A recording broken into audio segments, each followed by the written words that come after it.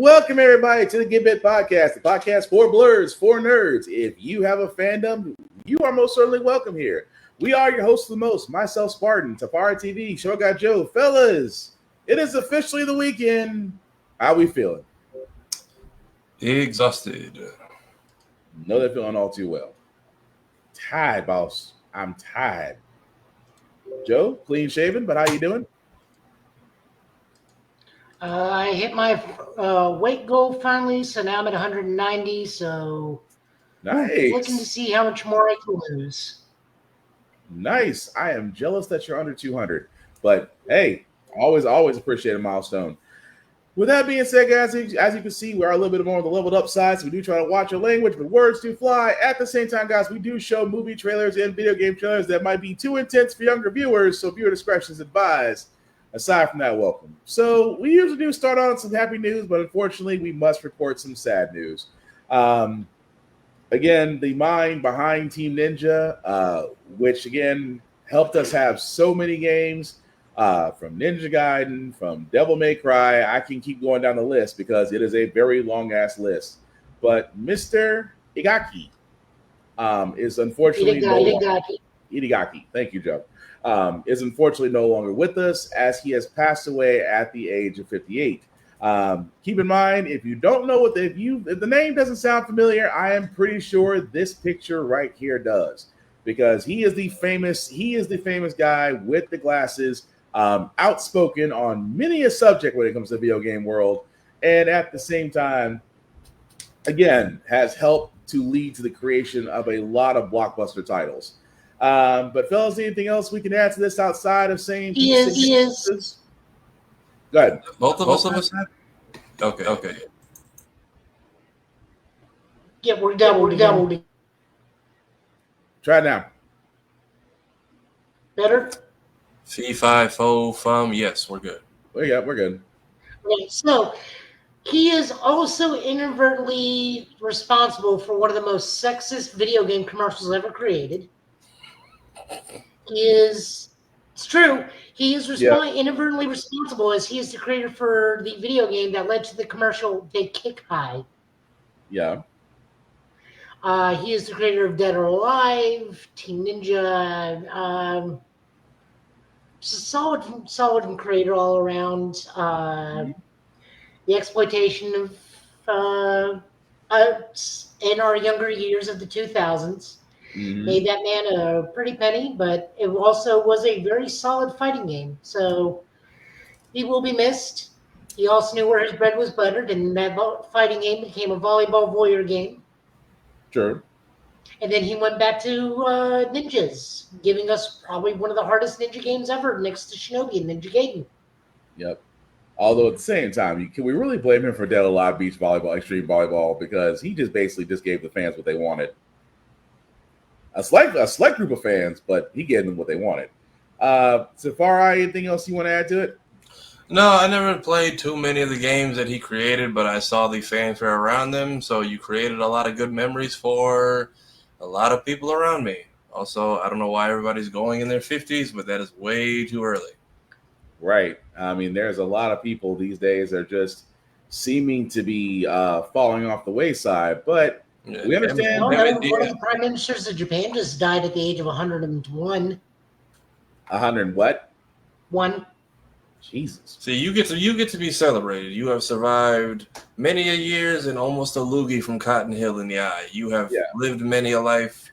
Meanwhile, you got a gaming giant in D'Angelo this week. I don't know what kind of game the Grim Reaper is playing. I don't think he was one of the pretty men. No, he probably knew some of the. He was one of the many men who ended up not becoming the Fitty Men. Oh man, he machine gunned my grandfather. He was one of the Fitty Men. Oh man, rest in peace to him and his family. We go with the King of the Hill. God, and also yes, D'Angelo, famous R&B singer. One of Neo Soul's first successful, and again, pioneer in his own right. Definitely a piece of condolences out to his family as well. Prostate cancer, right? Huh? Prostate cancer, right? Yes. He lost his battle with cancer. Yes. But again, like we said, hug your loved ones. Let them know they're here because apparently, like as Tafara said, the Grim Reaper apparently is playing D&D and not going after people he should be going after. Anyway, that being said, we're going to go ahead and get into trailers. Video game trailers we do have is also news that did come out from New York Comic Con that we weren't able to catch in our previous podcast. I wanted to start with this video game called Blackwood. It's interesting because it reminds me of Hitman and John Wick if they had a divorce. You'll see what I mean when I play the trailer.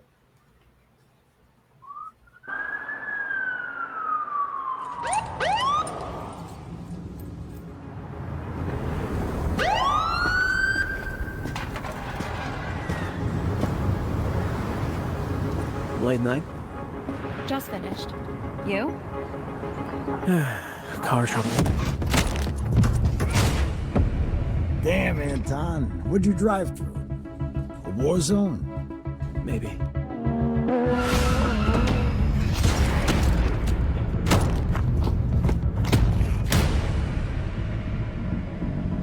You're always showing up when I'm closing.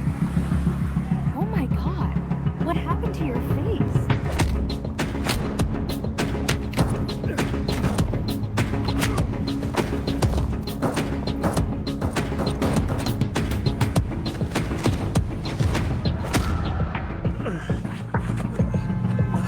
Today. Put some ice on it. Good night, Going over the gap in Anton. left center. Good night. That's rolling all the way to the wall. He's around first. Digging.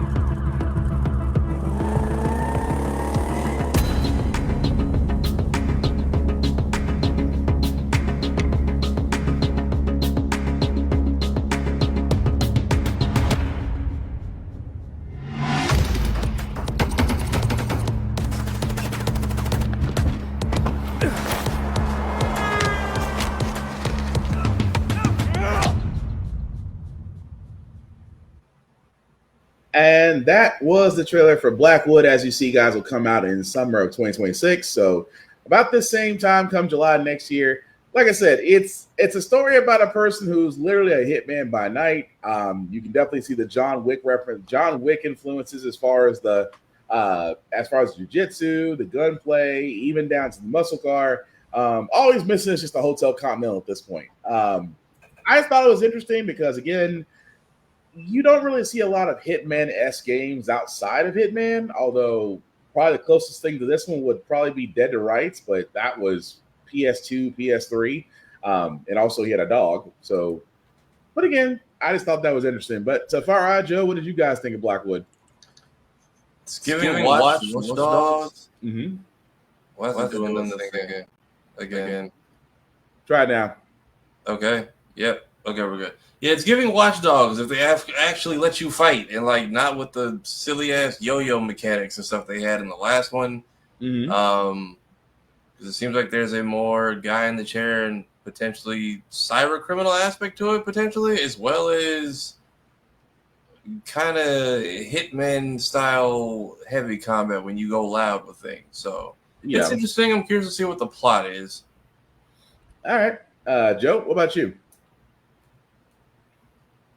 You're muted, Joe.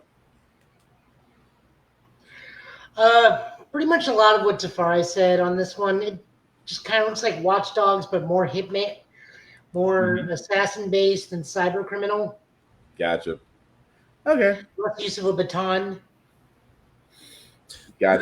That was the thing. Like you couldn't use the baton unless you were like within range and a command came up. Right. Otherwise, it's just like pit pockets and like. Hey, BC Live. But what are you saying? Oh, go ahead. No, go ahead. What are you gonna say? Oh, I said coincidentally, I was watching the Colbert Show, and now I can't think of his name. Was it a guest they had on? Keanu Reeves. There we go. I got there, and Colbert was making fun of him because after all the Matrixes and all the John Wicks, he does this new Angel movie and shatters his patella. Oh, right, because he was trying to do something out of a rope thing and landed on his knee and shattered his kneecap. And it's like, that does kind of make sense. It was like you did how many John Wicks and how many Matrices, Mm-hmm. and the moment you're a benign angel is when you get injured. Right. That is a fair point, because you sat there and went through a lot of stuff, and yet somehow came out of it unscathed. You play one angel and you get hurt. I guess it's a trade-off, I guess. But either way, summer 2026 for Blackwood should be interesting. What is also interesting, guys, is we got to talk about the Wonder Man trailer. Again, this came out after our podcast on last Friday night. We talked about that we saw a teaser for Marvel Television's Wonder Man. They actually gave us a full trailer, and if you haven't seen it, here it is, because I got questions. The entertainment world is stunned today when internationally celebrated and reclusive filmmaker Von Kovac sprung out of retirement to sign on for a remake of Wonder Man. Mr. Von Kovac, could you tell us more? Everyone is tired of superheroes. There is an opportunity to reimagine a whole genre of storytelling. Have you thought about casting? So, what's this big audition you were talking about? It's a huge opportunity. I'm auditioning for Wonder Man. Did you hear about Wonder Man? I need to be in this movie. Sorry, you crazy. I was born to play this character. Oh, you serious? Boo, they are already talking to Leo.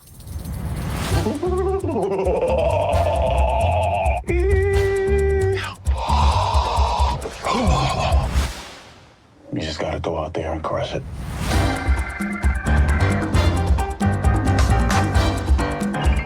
What's wrong? I'm trying to come up with a backstory for the character. Well, trust the words. Just show up and say them. No, that's not my process. Well, the process can go blow a spider. Guy's killing it in there, bro. Where have I seen him before?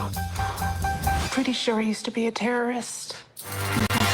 Next! You can slate whenever you're ready. Simon Williams, reading for Wonder Man.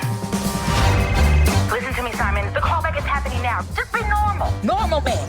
The breakdown is go method. Come in. Mr. Kovac will meet you in the living room. So you are here to meet Von Kovac? Mm-hmm. Hello, everyone. I want to explore the place between fiction and non-fiction. That's tight. We are going to make the last movie on Earth. No one will have the balls to make another. And action! Any news from Von Kovac? There is news you'll be the first to know, unless you call me again, in which case I will never tell you.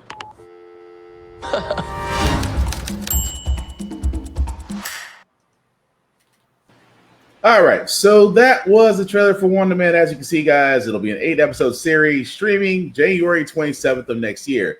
What do you say, BC Life? The trailer's funny, but I don't like it. I can get it to a certain extent. Of course, Wonder Man is one of those lesser-known Marvel characters, which I am glad he is finally getting a spotlight on this, along with other characters. But should we be worried about the approach that they're going with? Because it looks like they're trying to tell it from, they're not telling it. Don't get me wrong, it's not an origin story, and it shouldn't be, because origin stories have kind of been a little too overdone. But the fact they're taking this from a filmmaker's point of view, is this a big gamble to you guys, or is it like we need to see more of it before we make a decision? I'm just curious as to how is the homie who is the fake Mandarin from Iron Man 3 not behind bars right now? Last time I checked, he was supposed to be sitting in that place. At Shang-Chi's other realm, right? With the little creature. He's supposed to be in the other realm. How is it supposed to sell the Marvel fans to watch it? That's the $65 million question. Yeah. I think he technically did his time. I mean, he was. I mean, again, the old boy did break him out. Hey, man, roll tide. He gets kidnapped by the real Mandarin. So I'm like, did they erase your paperwork, or They just what happened there? Because then they left you in like the bamboo realm with your little friend there, right? And which I would, if we find out he's just got an apartment with that thing living with it, I'm fine. I'd be curious. People are thinking that this is supposed to be like, I don't know, some meta commentary on superhero fatigue, right? Or when he's saying like we're gonna merge fiction and nonfiction, he's potentially like, I don't know, the guy's trying to create a real Wonder Man, maybe with. Who knows? Maybe they'll pull a WandaVision in episode 4. Everything takes a crazy turn, and he gets, because we have seen zero use of any powers or even anything else MCU in here. Right. So that's what I'm saying. It's just maybe this is all a big red ass herring. Maybe this is just a setup to where, if he's supposed to be playing Wonder Man, because like I said, I was born to play this role, so I only think that he's suppressed. Either he has powers or he's not trying to show off his powers. But either way, having Ben Kingsley reprise his role does say a lot. And old boy from Superman, of course, if you remember, his role was kind of short-lived thanks to Hawk Girl. It's one of those things where it's just, I don't know if it's really gonna work. What he said, he's like, huge gamble that probably is not gonna work. Black lead, no connection to the wider universe. The trailer released, no major character cameos, no real comic glimpses. Is you gamble? Yes, I will agree. It's a gamble on how they're portraying it right now. Yeah, if we hopefully get another look closer to the actual release that gives us a little bit more insight on what's going on, because right now it's just kind of like a mix of show/mockumentary type style, but pretty much. Other than that, I have no idea what's going on.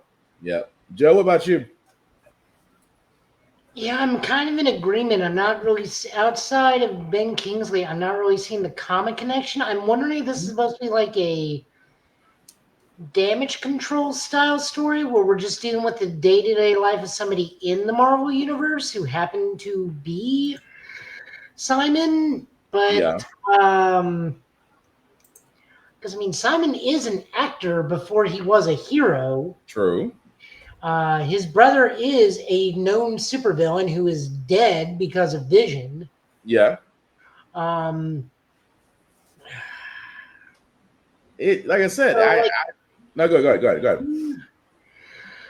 I really don't care if the lead actor is black. As long as the show's good, I'll watch it. But but I just don't care. Like, if you're a lead actor, you're gonna watch the show. Look. I mean, it's Hollywood. Here's the thing: if it's a Hollywood show, you could literally have a scene about someone arguing for that, and then another person be like, "It doesn't fit anywhere."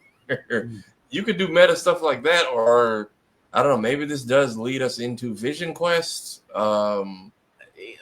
Like you said, we need a different approach. But what are you gonna say, Joe? What are you gonna say?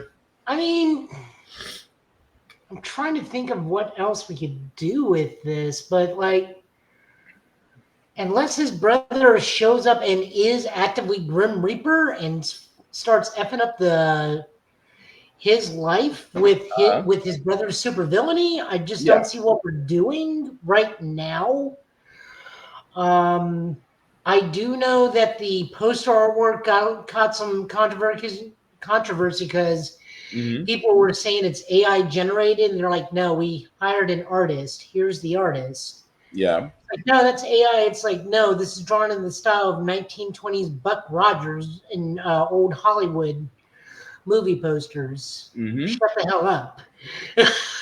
But that's the thing. Like I said, we all, it seems we're all in agreement that it's not showing enough for us to be concerned. But at the same time, it's still a gamble. So I really got to ask. I need your two's perspective of this. Okay. Is the new thing to stop calling things woke and now everything is just AI? People just can't tell. I mean, I won't say it's the same thing. I will say it's coming from the same demographic. Yeah. Because my God, some of the crap y'all fall for on Facebook is absolutely insane. What's funny is how I literally had someone today do that. What is it? 7 and 8s or 6 and 7s? 6, 7. Oh dear God. I said this, like, I had to be as honest with them as possible. Like, I am 42. I don't understand what you're saying. Are you trying to say that this is okay? Like, to say 6 or 7 out of 10? I will say this with my 12-year-old son behind me. You will never get an answer to that. No, someone actually tried to explain it to me. It's like, yeah, I still don't get it, but I do appreciate I was very straight up with them. It's like, I don't understand what it means. Mm-hmm. If it does mean this, cool. I appreciate the time you took to explain it to me. I just don't understand. Yeah, to which I now, once again, the Simpsons have predicted we've all become 19 middle-aged Abe Simpson of I was with it once. And when they changed what it is, and now it scares and frightens me. It'll happen to you. Sorry, I saw that line coming. Yeah, I'm just like, because it comes from like a new drill rap song, and I'm like, how many of these kids on TikTok even know that's where it's from? Like, well, I mean, even in the song, it doesn't make sense. It's just a catchy line thrown into what would have been like an empty bridge, and it's like we need words to go here, and he just went with numbers. Very much, but in South Park, he couldn't just resort to baby like the other 95% of the music community. I guess not, because then he just hit us with it's like sa da da da da 6 7 and then transition, and I'm like, all right, there's nothing about the context of the origin sells what you guys are doing, and even South Park didn't explain it, which I ain't gonna lie, that last episode was kind of weak. Well, by the way, this is answering everyone's questions on how we feel about Wonder Man at the moment.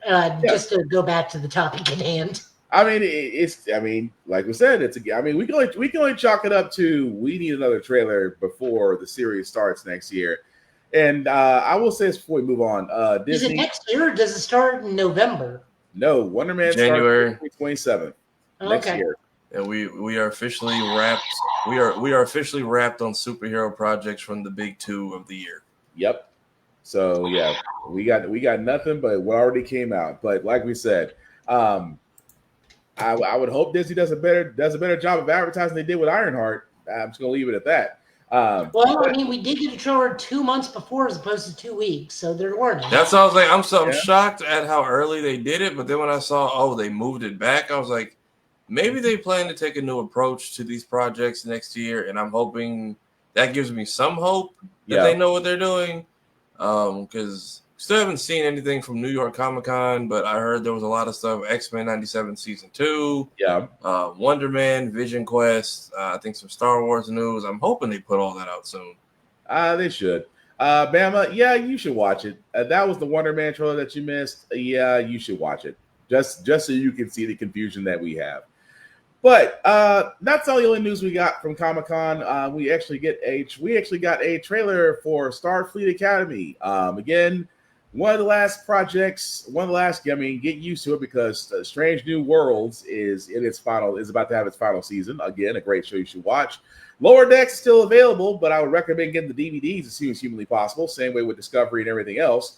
But Starfleet Academy is pretty much going to be the last hurrah on the Paramount Plus side. But if you haven't seen the trailer, here it is. The Starfleet Academy trailer starts now. Caleb. What's that one? Right there. Right there. One day, when we have our own ship, we are going to go visit Earth first. That's right. Bye-bye, Mommy! I love you! I'm so sorry. You hold on to how much you hate me right now, kid. It'll keep you warm at night. Find him!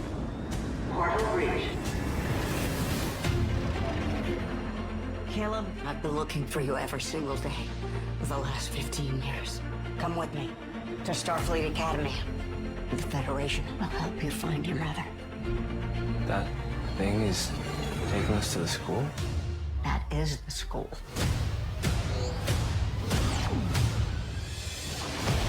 Being a cadet in Starfleet Academy means being open to the people around you. I understand. Sometimes I feel invisible, but mostly awkward. Let's go! Show me you're worthy of this uniform! I want to be captain. I need to be captain. My family, you're either the center of the universe or you're nothing. A warrior does not let a friend face danger alone. I've spent my whole life getting away from stuff, letting someone in. It's hard. If I lose control, I can hurt people. doesn't scare me. I'll owe you something. It is coming with a big red bow just for you.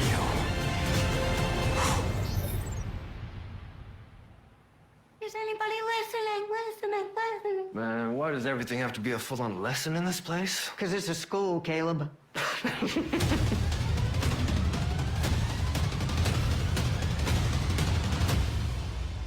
It's time for you to stop telling the story. Be a part of it.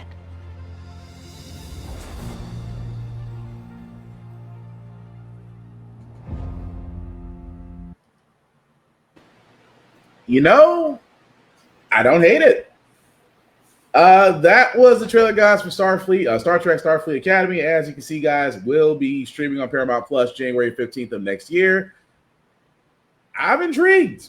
I'm honestly intrigued by this. I love Star Trek. I can't say that they've never really had a bad series. This is going to be the first time that they're actually doing it from the view of Starfleet Academy, just because it's been talked about in Next Generation. There was a few episodes there. There's a few episodes in DS9.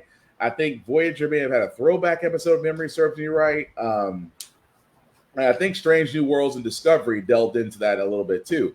But for it to have its own series, I'm curious to see what they do with it. I've got nothing about that. But Tafari, Joe, what do you guys think? I'm curious because like pretty much everything else Star Trek is wrapped up at this point, right? This is just soft launch of Bama. Stop it.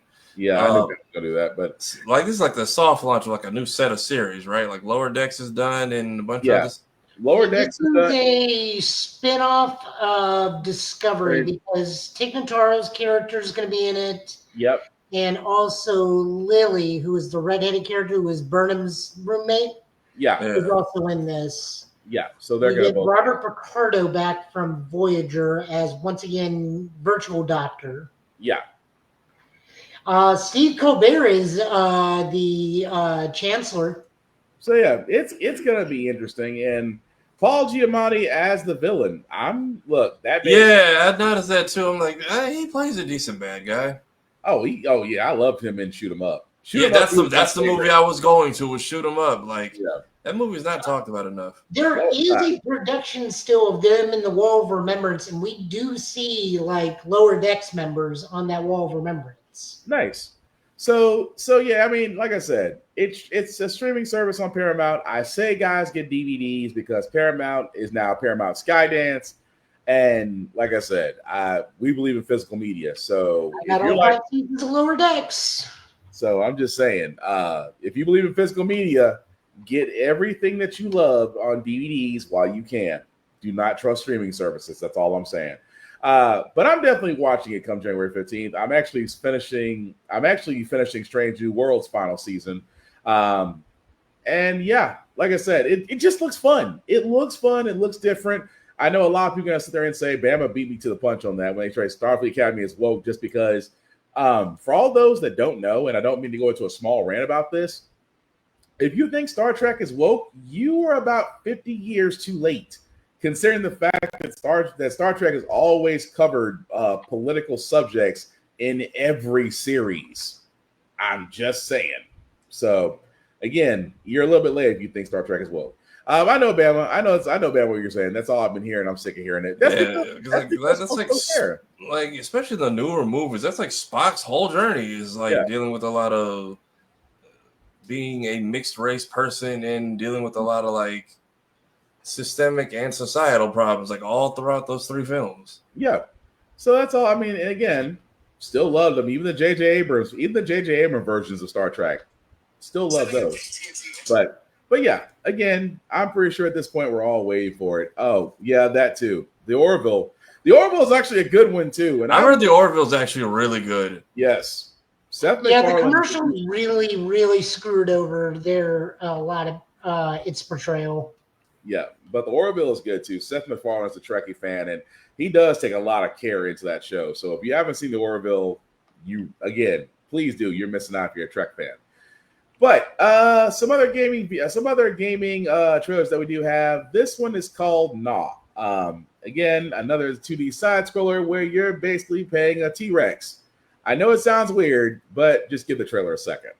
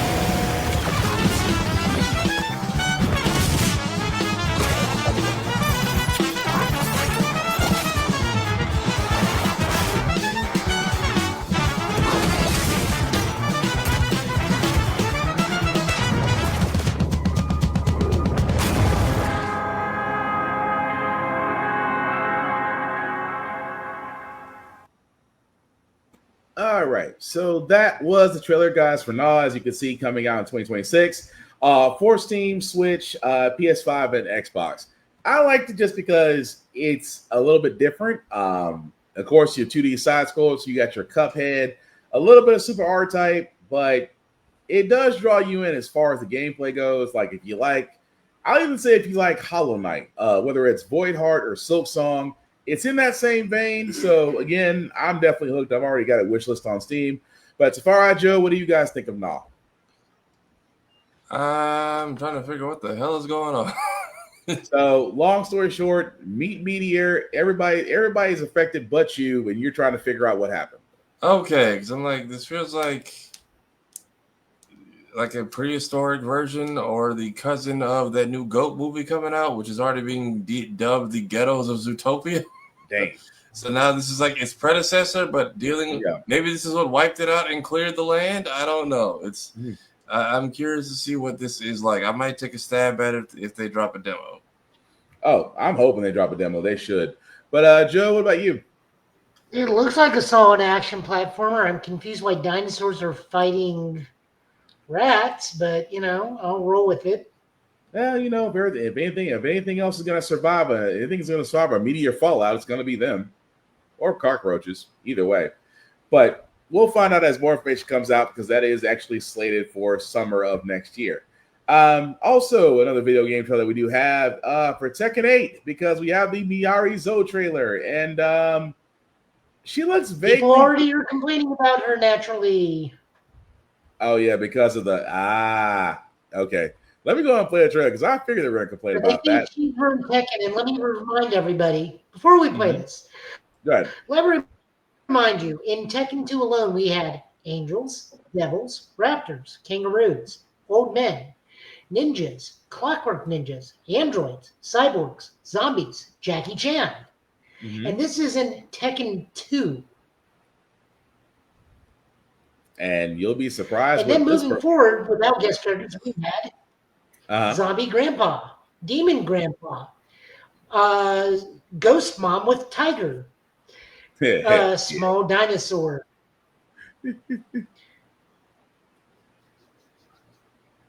So yeah, we've had a lot. But again, there's a reason why everybody's complaining, and I'm just gonna let the trailer speak for itself. Jesus Christ.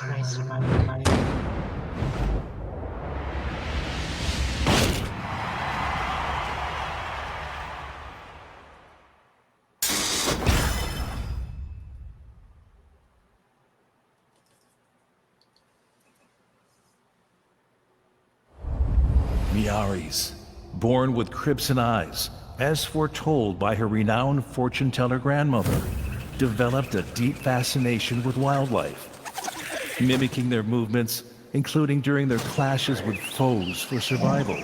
She naturally became interested in martial arts and quickly advanced at an astonishing pace.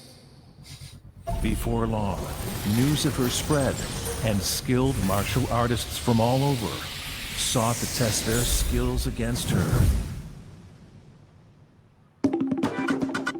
Get ready for the next battle! Section 8! New Challenger! Yaris!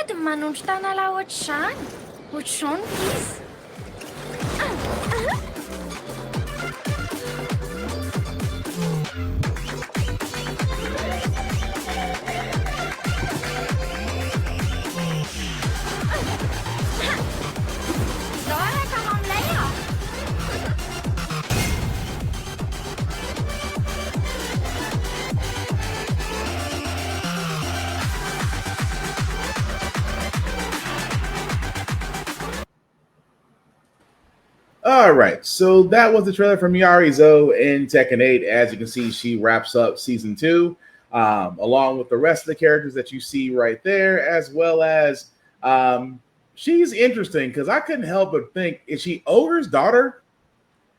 No, she's a reincarnation of Ogre. Okay, because I was going to say that was legit like Ogre's entrance from what, Tekken 2 or 3 we just saw, right? Right. So and she is the Tekken Tag 2 version of Ogre. Okay. And yes, you are right, Bama. It has been out for 30 years. You shouldn't feel old. You should feel seasoned. So there was something else that a lot of people noticed. At the beginning of the trailer where he shows that map, where and it shows everybody like converging on Madagascar. Mm-hmm. There's a fighter that's not in Tekken yet that is moving there. That's the one for Nigeria. Ah. So we are at some point getting a Nigerian fighter, more than likely. Okay. It is interesting. She's got an interesting fighting style. That's why I kept on thinking, like, are you connected to Ogre, or are you reincarnation? Because from the gauntlets on the wrists to the leg weights, I'm like, you're Ogre, just smaller and more agile. But not complaining though. It's a nice way to sum up season 2. But anything else we want to add to that, fellas? No, because I was confused with because she was like animal mimicking combat, and then moved on to like summoning spirit staffs and stuff. Mm-hmm. That she was. That's another complaint people was like, oh, she's got weapons. Like Claude has a weapon. Shut the hell up. Jack has like a giant ass gun. Yeah. At the same time, I'd be more worried about the fact that she can counter off a wall. So if someone throws her, she can counter off a wall and then come back and counterattack. That's going to get utilized a lot. I wonder if that's safe, though. I wonder if they toss her and they get the block on her attack, if that's safe. That's a good question, because that's the one thing I was kind of looking at, like, oh, so if you throw her against the wall, try to get the rebound, she can counter and hit back. That could be a nice little counter. But I'm wondering if on the rebound attack, if that's blocked, is she safe or not? That's a good question. That'd be a nerf, though. I could see that. But either way, what do you say, Bama? They waifu'd or We've already waifu'd one of the two things. Demon Chicken is in the other girl. Demon Chicken from Tekken 5? Is it 5 that has the Demon Chicken? Yes. Yeah, Demon Chicken. No, Rule 34 already applied in Tekken because we have Demon Chicken and Zalana. Oh, God. Their Rule 34 Demon Chicken. Anyway, Avatar Legends, a game that we did not see coming, although they've always wanted to see Avatar: The Last Airbender being a fighting game. This one actually looks pretty good. So funnily enough, this got canceled and picked up by somebody else. So this is technically the second Avatar cycle for this game. Yep. Jesus. For all those who haven't seen it, here's the trailer.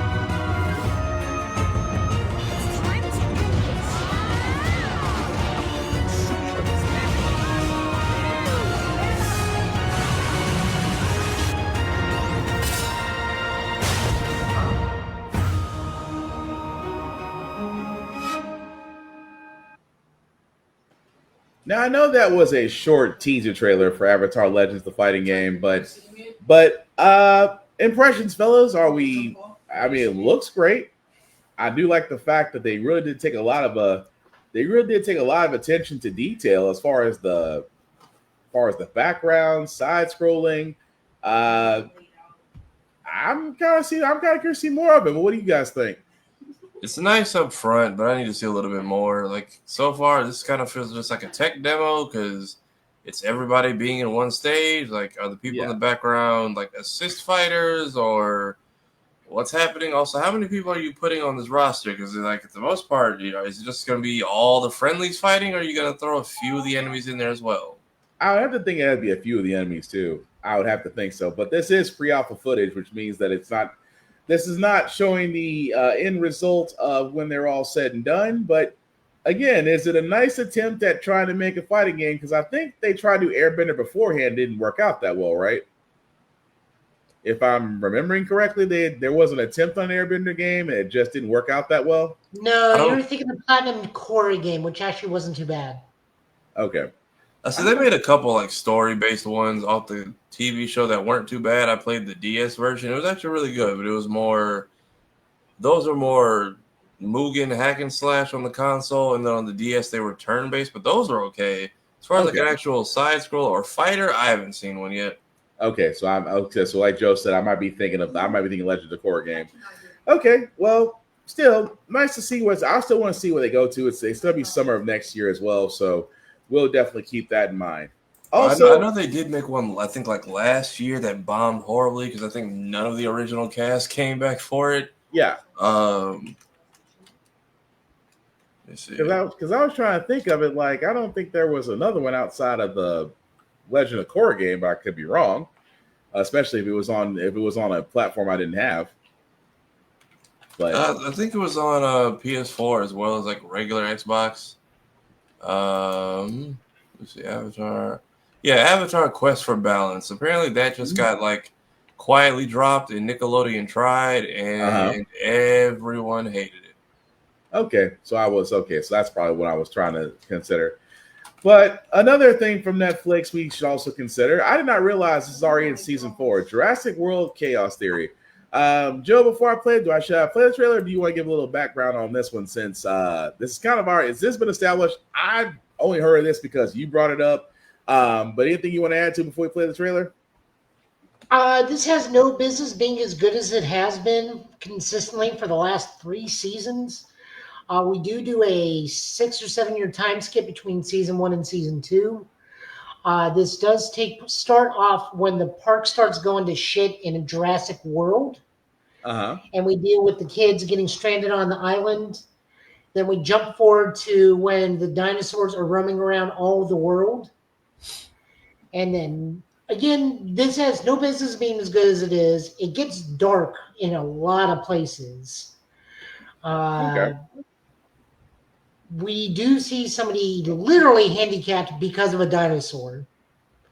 Ooh. They do have to deal with the one of the hybrid dinosaurs too. Okay. In the first season, it's just really solid, really good writing. Okay. Well, with that being said, here is the season 4 trailer for Jurassic World Chaos Theory.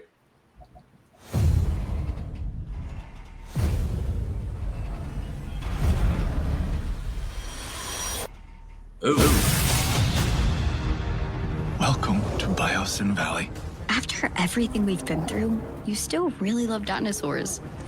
We found where they're training the dinos. Why is Biosyn doing this? Some mysteries should stay locked up. Get us out of here! Hold on to your butts! Uh-oh. Looks like someone needs a visit from the Huggy Wuggy monster. That's not normal behavior, right? Not at all. Run, Smoothie! We got this. You taught us well, Dino Nerd. Wait. We got it. Hang on! Are you kidding me? None of us would be in this mess if it wasn't for you. Biosyn needs to be stopped. Prepare for impact in 5, 4, 3, 2.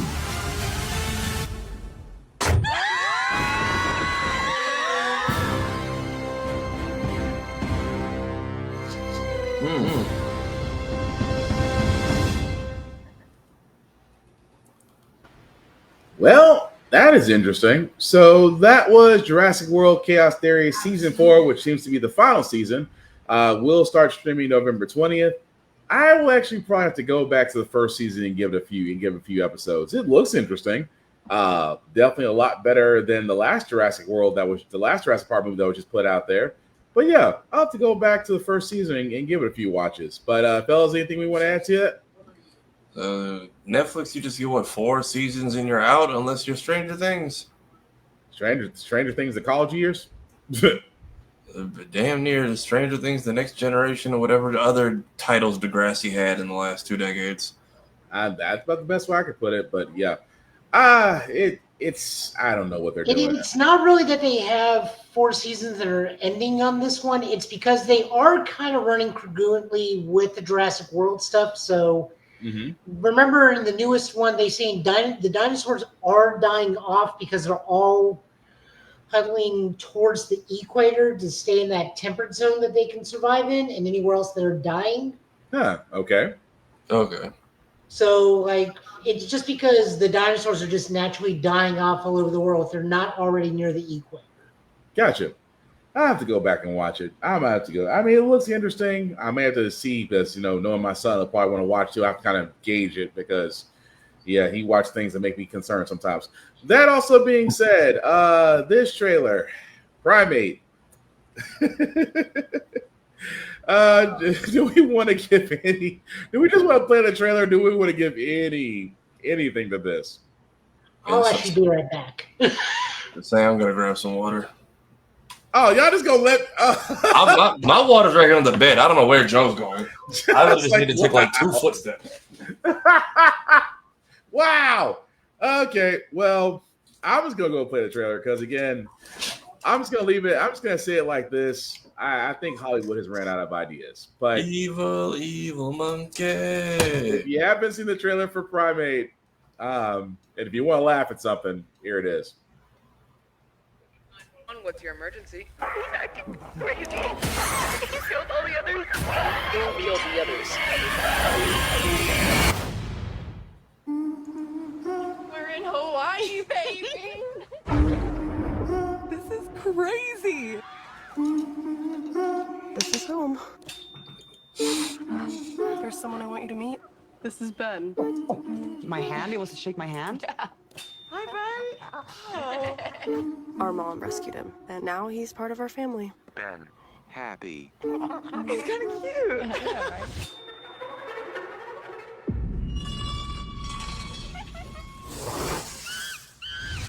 Ben?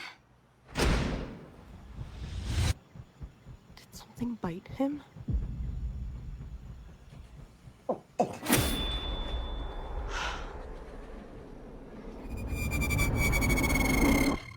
Ben? There's something wrong with Ben.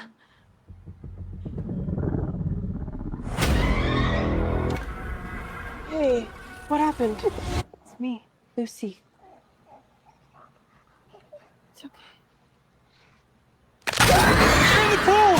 Ben can't swim! Lucy, bad. Bad. Bad. Give me the phone. Try recent calls. Yes, it's ringing. Brad, listen to me. We need help. Oh, you need some help? Send some.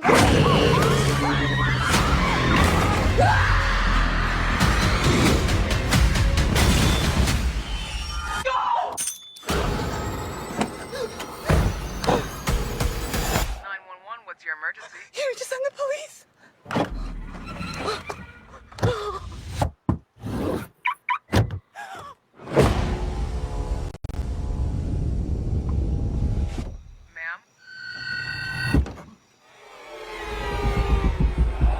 He found me.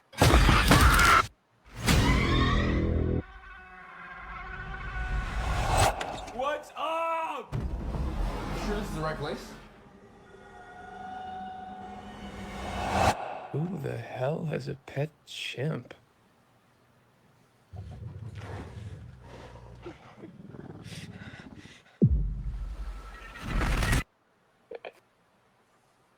Oh, I apologize, guys.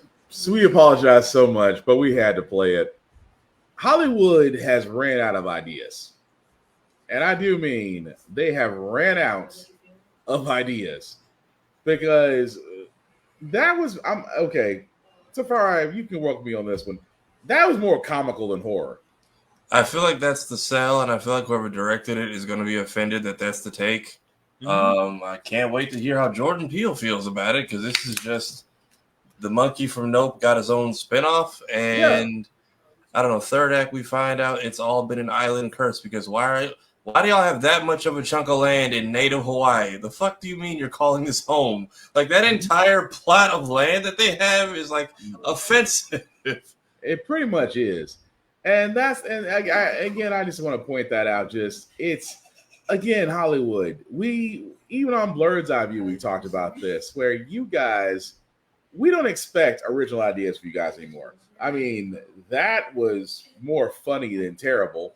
And at the same time, you don't want to tap into you honestly don't want to tap into POCs. And it's so blatantly obvious that you'll make a movie about a murderous chimpanzee, and I'm sorry, it's not remotely scary.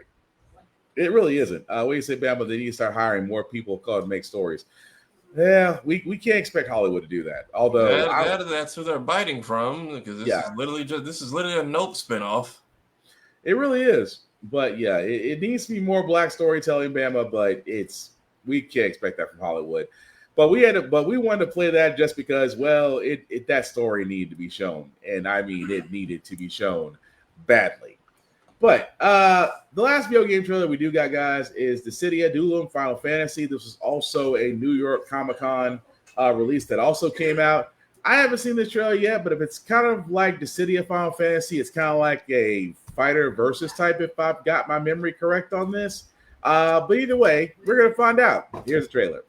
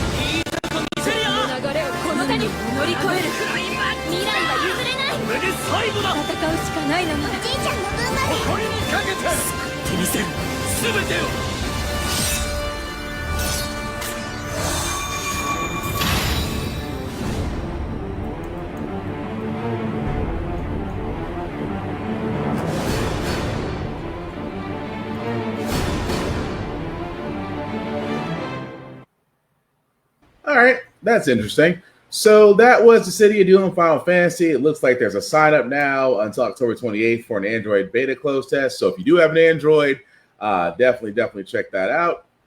It looks like this will be, and just bear with me, guys. So it looks like it's coming out in 2026 for iOS and Android. So this is a mobile game, so it's a little bit different than the Dissidia that I knew off PSP. But I might give it a shot. Like I said, never really had a bad Final Fantasy game. I'm still waiting to play Tactics, the Evilist Chronicles, when that comes out. But I dig it. What about you, Tafara?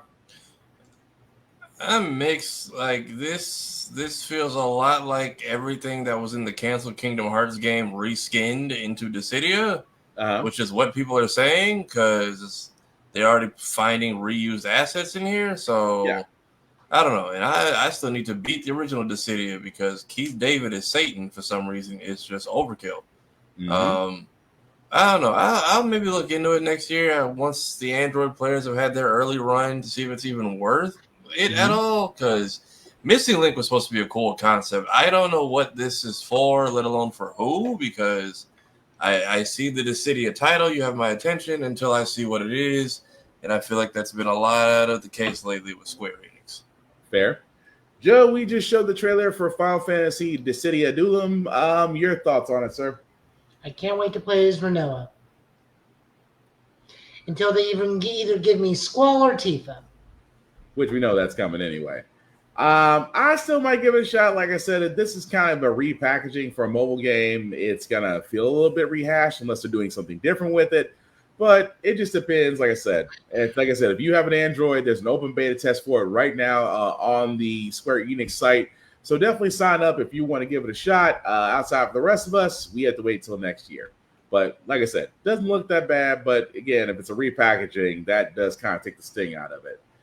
But news-wise, we do have a few things to talk about. First and foremost, I do want to talk about PlayStation Plus and their game catalog that will be coming out for October. You will get Yakuza Like a Dragon, Silent Hill 2, Until Dawn, V Rising, As Dusk Falls, and Wizard with a Gun. So those will actually be coming October 21st. I can say this, Yakuza Like a Dragon, definitely fun. I think, Joe, you played Like a Dragon too, right? I played both of them. I have not finished the second one. Okay. So you can definitely give an opinion, because I know you were playing Infinite Wealth too, right? Or Like a Pirate. Was that the newest one that we reviewed? Yeah, like no, Infinite Wealth. Infinite Wealth was the newest one. Okay, was that the one with the pirates in the? Or was that okay? Yeah, that was it. I can say Pirate is a separate, is a spinoff. Oh, but it's a spinoff of Infinite Wealth, though, right? If I'm remembering right. Okay, that's what I was thinking about that one. I can say this: Silent Hill 2, worth playing. Definitely check out Lainey at Geek by Heart. She did the playthrough of Silent Hill 2. I think she did hers for the. I want to say she did it for the PS5. I have to remember that correctly. But definitely check her out at Geek by Heart. She actually did the playthrough on that. She's currently going through Silent Hill F right now. If you don't know what Silent Hill F is right now, trust me, it is fun, but it will test you. I have not played As Dusk Falls. I assume it's good. I've heard a lot of great things about it.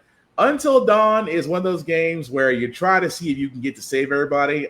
Good luck. It is one of those interactive choices to see if you can actually save a group of people from a maniacal killer. But again, it's just fun to play because there's millions of possibilities. As for the rest of the game, guys, for Poppy's Playtime or Poppy's Playtime or V Rising or Wizard with the Gun, has anybody played those and want to speak on them, or those are kind of like the ones we kind of skipped over? I haven't heard. Poppy Playtime I've heard of, but other than that, I have not really touched or heard of the others. Gotcha. Yeah, because I've heard of V Rising, never really played it. But yeah, Yakuza Like a Dragon, definitely played that.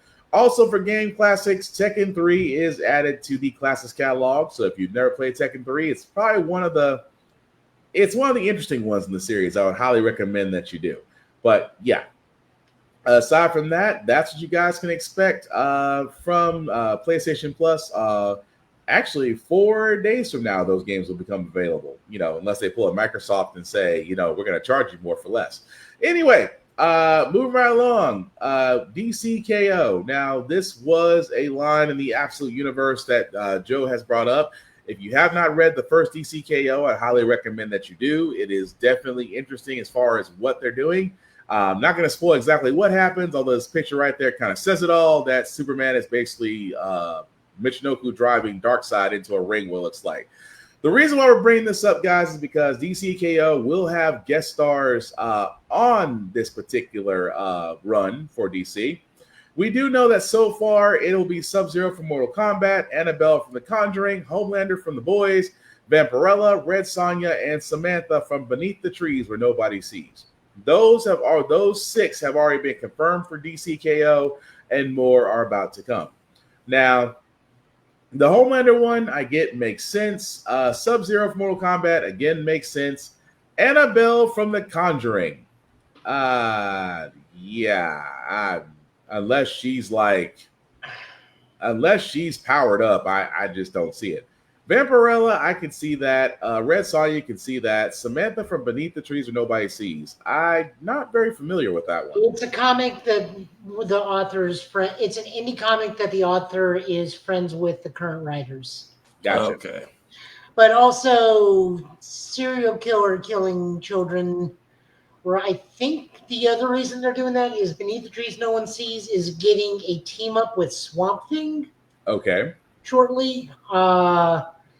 Everybody just wants to see the Homelander versus Superman fight. I don't know what they're expecting because, once again, this is like when everybody wants Omni-Man to go up against Superman. It's like, Omni-Man doesn't have half the powers of Superman. He's going to get his ass kicked.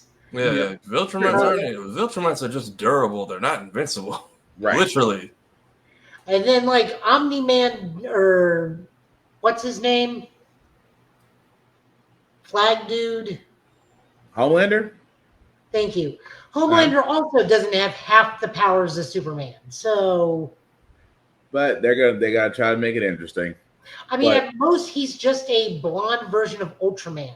Yeah, pretty much. Yep. But as Bama is laughing maniacally. Okay. But no, but it's gonna be interesting for DCKO, like we said. The first issue's out already. Highly recommend that you read it because so far the Absolute Universe has been great. Whether it's been Green Lantern, Batman, Wonder Woman, I don't think I think that's it so far. And also Absolute Superman. But again, if you haven't read any of those, highly recommend that you do. All of them have been great so far. Now, the other news that we do have, like we said, not a lot unless you're Nintendo. And if you're Nintendo, you're probably ticked off because they got hacked. Apparently the hackers have actually made off with more than more than a terabyte of data. Even more so in that terabyte of data, they have already sat there and said that, yeah, you're getting more Pokemon. As apparently Pokemon Legends Z through A is not being very accepted that well. Is that right, Tafara? Yeah, no, people are eating it alive, and people are going to Digimon out of spite only to find out there's nothing spiteful. They just cared more. Pretty much. But yes, we do know that it goes with Z through A, and also that we also know that the next Pokemon games will be, so far, and again, this is tentatively, will be known as Pokemon Wind and Waves. These are both going to be planned to be Nintendo Switch exclusives only. This is actually based off the leak. So we do know the games will basically be primarily set in Southeast Asia and Indonesia, and that they do come with new battle mechanics and, of course, new Pokemon. The things about this is that survival in the jungle will be one of the main themes. Every Pokemon can be ridden or touched, and you'll be able to explore underwater. So that's new. But if you also believe the shots they have here, again, take them with a grain of salt. This may not reflect the actual Wind and Waves games that are coming out. But, fellas, do we really want to laugh at Nintendo right now? Because again, this is the same company that always went after ROMs, that apparently just didn't want to listen to the customers, brought back Virtual Boy when nobody asked for it, and now because they got hacked, we now know there are new Pokemon games on the horizon. So, how do we feel about it? I mean, you could be excited for a new game like that if it wasn't for the fact that is the game called Winds and Waves, or is the game's going to be called One is Wind and the Other is Waves? Two games. One is Wind and one is Waves. Okay, never mind. I thought this was going to be Arceus Part 3, but the fact that they have squandered Part 2 already and further confirmed they're not trying to hear what anybody wants, good luck, because Scarlet and Violet was not well received at launch. Right. And then there's the whole thing about everyone screaming about, like, why do y'all refuse to put, like, voice actors in your games at all, especially something like Pokemon or, like, I remember in what was Sword and Shield, y'all had a character's entire thing was a rock persona, had concerts, but it was just sound effects. Pretty much. So people are very much over Nintendo cutting corners, and Digimon Storytime Stranger is very much driving home that point by just being great. Yep. Yes. Joe? Oh, no, go ahead, Joe. I think the other issue that really hurt them, it not even Nintendo, it hurt Pokemon Company. We found out that their budget for their games was only around $15 million. Yeah. For some things, Spider-Man had a budget of $300 million. Now, keep in mind that also had to go into both advertising and licensing this fee because it is Spider-Man. Yeah. And the licensing fee they have to pay to New York City, because you do have to actually license buildings in New York City. It's why the Chrysler building is not in Marvel Spider-Man. They did not pay the licensing fee for that. But still, $15 million it was one of the reasons that got hurt. We know Wind and Waves is not a new ZA, it is actually Gen 10. But we do know that there is supposed to be another Arceus game, third Arceus game, either in late 2026 or in 2027. But Pokemon usually comes out around November, October, November. So we probably won't be seeing anything about that early. Although the thing I find unfair in this whole thing is people are already shitting on the wind and wave stuff. It's like that's barely a vertical slice. Yeah. That's not even alphage footage. So, like, saying the graphics suck on that is bad form because you do remember a long time ago, and I think, Will, you may remember that. I don't remember Tafara if you remember this or not. Is that one guy that said, "Oh, the first thing that gets completed in a video game is the graphics." Yeah. And that guy got like dunked on out of existence. Even game developers came in and dunked on this guy and his ignorance. And he got the attention he wanted. FAFO. What can I tell you? Yeah. So it's unfortunate that this happened. Did I think it needed to happen, or was it karmically? No, not really. Because remember, Pokemon Company is the developer. They're not the publisher. They don't set the MSRP. I don't know if that's true or not, but they are the developer. On top of that, we also need to remember they are actively making another whole other game for Xbox and PlayStation that is not Pokemon. Right. While doing this stuff. So their attention is slightly some things. So you can almost say their attention is slightly divided. I mean, it's one studio. We don't know what we don't know how Game Freak itself in the grand scheme of things is divided. So, I don't know what that is because the Pokemon Company is basically just a subsidiary of Game Freak. Right. Yeah. The Nintendo stuff, Nintendo got what they deserve. I'm only really sticking up for Pokemon. No, fair. It's whatever with Nintendo. Like, what are they going to learn from that batch? Oh, we're not getting F-Zero again? Big shock. But no, that's fair. I will say that. But yeah, it's just interesting that whenever something happens to Nintendo, everybody's like, "Oh, nobody feels sad for Nintendo. Everybody laughs at Nintendo." And Nintendo, that should tell you something. That's all I'm saying. But like I said, not a lot in the news area, so we're just going to go on to our TV reviews because we have a lot of anime reviews to talk about because some things new shows have came out, as well as shows that we have been watching have now moved forward into the next seasons. So let's just go ahead and get with the quick and dirty. So, did we want to talk about fighters or save that for next week? Oh no, go ahead and talk about it. Go on. No, because we had the trailer, right? Yep, I'm about to say I just saw you posted that. I'm getting that now. Yeah, I thought the game was dead because I think Arc Systems has done like 2 other games since then. I figured once they leave a project, they don't come back. I also don't know how big that team is, so the fact that they made because they're working on Marvel Tokon, so I figured Fighters was officially left in the dust. You would think so, but apparently. So I didn't know there was an Evo France.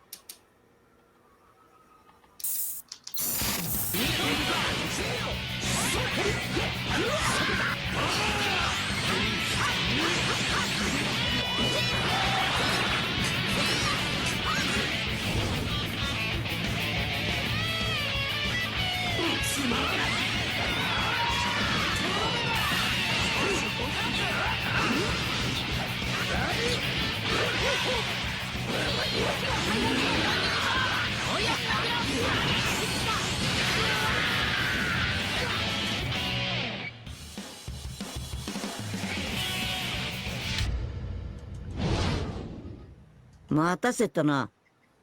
さあ、始めようか。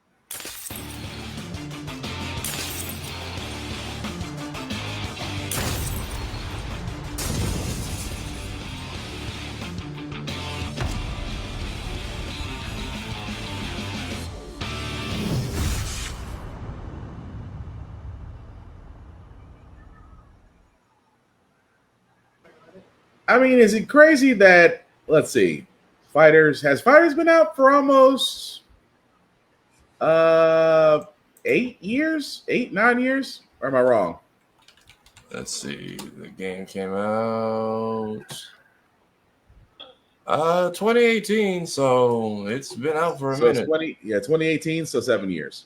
Yeah, So 7 years it's been out.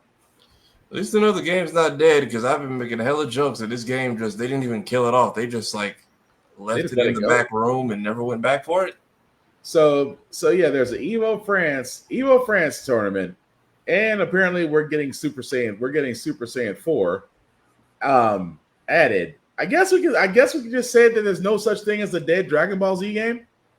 Not right now. I mean, we have adventure games, arena fighters, an online MMO. Has there been a Sparking Zero update since the beginning of this year? Yeah, they just got a recent update with new characters coming, I believe, and more same thing. So yeah, we got the arena fighter with them, MMO online RPG with Xenoverse 2, even party games with Dragon Ball Breakers.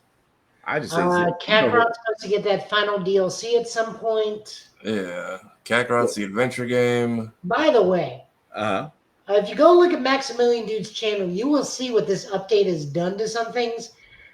These characters are nasty as shit now. Some of them are broken if you know how to use them. In a good way or a bad way? Yes. Yes. Oh damn. Okay, that explains a lot. I'm just gonna bury my head in the sand. They just said, what was my favorite one? They said, "Oh, Beerus is now lore accurate." So, like, he can put out an energy ball, and it just sits there and blocks every single energy beam. Oh dang! So that's a major bug. So that's a major. Well, it's not a bug; it's lore accurate. Like, yeah, the damage is done, but he just walks off the blast. Oh, well, dang! I did not know that. Well, either way, like I said, it's terrifying. We just cannot say there's no such thing as a dead Dragon Ball game at this point, with everything getting updates out there. But hey, I guess if you're in France, you got a tournament that you can join and hopefully win. But outside of that, yeah, I don't know my feelings about Gen V right now, except to say, Tafari, you called it. Yep. I will say this above all else, sir. You called it. There's nothing more we can say about this. This is pretty much going to be spoiler territory because, again, this is episode 7 of Gen V season 2. There's only one more episode left, and that is going to happen next week. Just the long and short of it, we find out who Cypher really is, and it is Godolkin. Godolkin was the meat suit, and thanks to Old Girl's blood healing ability, she basically restored him back to his former self, which lets us know that somewhere between what happened in the first episode of the second season until now, I guess the explosion or whatever happened into that room, I'm assuming it was a fire or explosion, basically burned his body 6 ways from Sunday. And of course, thanks to Sister Sage, as she visited in the previous episode, which I was trying to figure out why was she there from Jump Street, basically gave Cypher the idea that if you present Marie with the ability of being the hero, that she will show up and do exactly what you want her to do, which is basically heal you so you can leave your meat puppet, who he thought was Cypher, was just a guy living in a car with his cat and was all too ready to have that man's head control out of his own head, as old boy Polarity was about to end him with the sword. So where we at as it stands now, again, like I said, not a lot happened this episode, although we didn't get to see Giancarlo Esposito's character. We didn't get to see we didn't get to see Stan Ree in this one, although we saw him in the previous episode. Not a lot from this, guys, except for the fact that Godolkin is now 100% back to being full strength. He's back in his own body, and well, you should never do hazing. as it was shown in the first part of this episode. Hazing is bad, just saying. But Tafari, I know outside of saying you called it, anything else you want to add to this?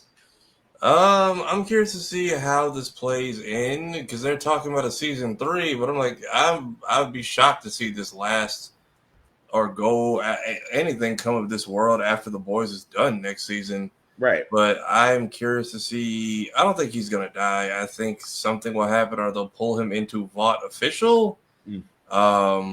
Curious to see if his powers work on Homelander at all, or what happens with him and Marie, or what they even do with Cypher. I also wonder how long he's been hostage, because he's talking about driving an old Honda and they don't even make anymore, and being fired from Blockbuster. Yeah. But he was there at Marie's birth. So I'm like, how long have you been? He had to be in there for some decades. Yeah, I'm like, how much of your life has been basically stolen because of this dude? And then basically all the pain he has been numbed from kicking in at once. Man, my back, my ribs. He got hit with kettlebells and all kinds of shit at mock speed. Right. So it's interesting as far as where he's gonna. Like I said, I think he is gonna wind up with Vought. Once Vought realizes who he is, I think Homelander's gonna realize who he is, because, like you said, I don't see Gen V going into a season 3. I think this next episode of Gen V is going to lead into The Boys. Last season.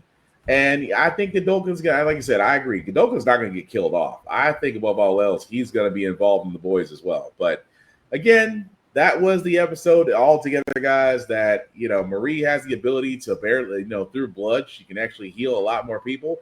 So they might have had a point of her saying that she might be able to beat Homelander, but now that you have a fully healed Godolphin, let's be honest, anything is possible at this point. But like we said, also hazing is bad, especially with a guy who has a black hole in an area that should never really be used. I don't get that at all, or why that's a thing. Like, I don't need to be in a fraternity that damn bad, especially when the Deep is your president. I'm just saying. I mean, I'm happy to be Phi Beta Sigma, but they had a lot of rules on hazing, and for reasons. Yeah, he said, Eric Kripke says, we have a plan for season 3 and we're psyched, but we need viewers to watch season 2. What happens with the future of the show is fully dependent on the numbers we get in the next few weeks. So don't wait a year or wait till the season's over. Please binge it now. But again, I wonder where they go, because The Boys is supposed to be the be all end all. I don't see Gen V really surviving past this last episode. Yeah. But like I said, it just makes sense for it to be 2 seasons and then go into The Boys. But I digress. We'll find out what happens next week, because that's pretty much going to be the season 2 finale for Gen V. But Kamen Rider Zets, old boys in a nightmare prison, and I'm starting to agree with Joe. The main bad is probably going to wind up being the other rider. But outside of that, it's something weird about that family. The family that keeps getting mentioned, it's just something off about them. But wait, Joe, you are literally smiling ear to ear, so you might as well go and say what you're thinking, sir. Oh no, I called the Nemu thing like from Jump Street. I called that so hard. Because I was trying to figure out, is there something about that family that's just connected to them, or I'm not connecting the dots right? No. So, like in the episode, they say that her manager essentially adopted her. And she became down a multifaceted talent that was a idol. Okay. And naturally, you don't understand Asian funeral culture. I forgot about that. So she's dead. She died in a car accident. That's why there's that shrine. Gotcha. He can't let go of that death. And so his wife is leaving him. Okay. And he is having like nightmares because his whole family is now getting ready to just vanish. But he doesn't really care that much about the wife. He just wants Nemu. Gotcha. Okay, that's what I was missing. Okay, so old girl is already dead. That makes sense. Because I watched it twice. Like, what am I missing out of this? Because there's something I'm not catching. and the daughter being okay. That makes sense. Yeah, But like as soon as I was like, right, so she's an idol that appears in everything. She's dead, isn't she? and that's why she's a little bit she seemed loopy, but really she's just a spirit. So that makes Or sense. it's not that she's loopy, and she's like him, like Boku Yeah. or Baku. She's 100% lucid in all the dreams. She's like, oh, I'm just here to fill this role. Yeah. But again, like I said, I enjoyed it. I still, old boy is just at this point taunting our hero. So He's I'm like, wondering if that's her actual brother. I never considered that. Possible. It is possible. It might be your brother, but the whole thing of them being set up, and again, the I won't say prison, but he pretty much called it the prison because they're not trying to figure a way out of it. Yeah, they're inside the kaiju. The kaiju is the prison. Yeah. So, but it was still, I liked it though. I like where they're going with this. Again, my first. It's been a while since I've watched any Kamen Rider, but I'm liking Zed so far. I really am. But we also get one of his form changes. Now we got Machine. Yeah. The claw. The claw was pretty good. Wow. My mind immediately to Toy Story. My favorite quote. He's an independent thinker. But it was still a good one. But Safari, Joe, anything else y'all want to add to Zets? Also, are we advertising the cardboard box or what's in the box? What is that whole thing about?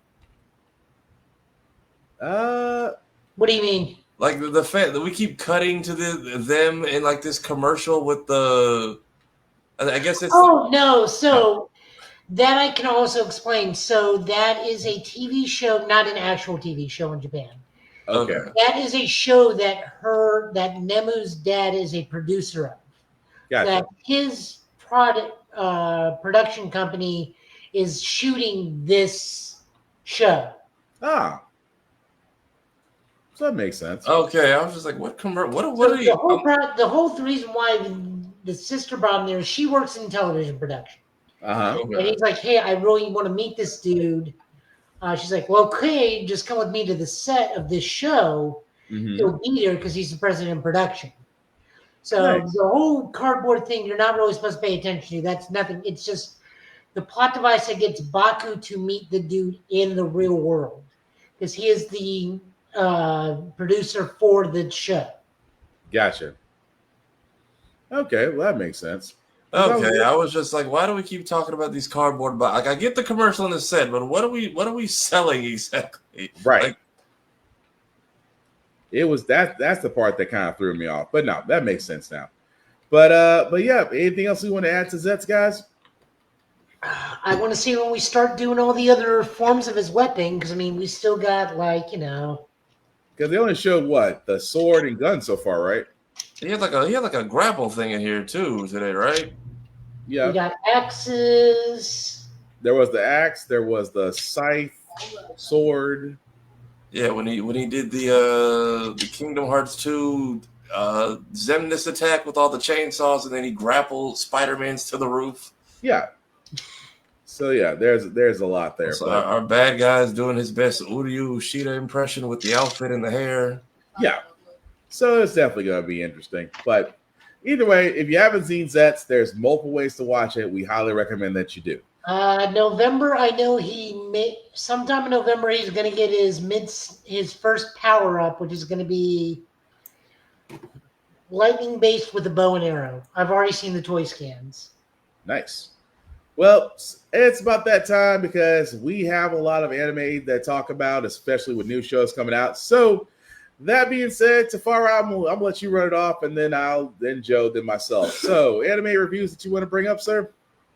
I guess we're in like our second half of Gacha Akuda. Yeah.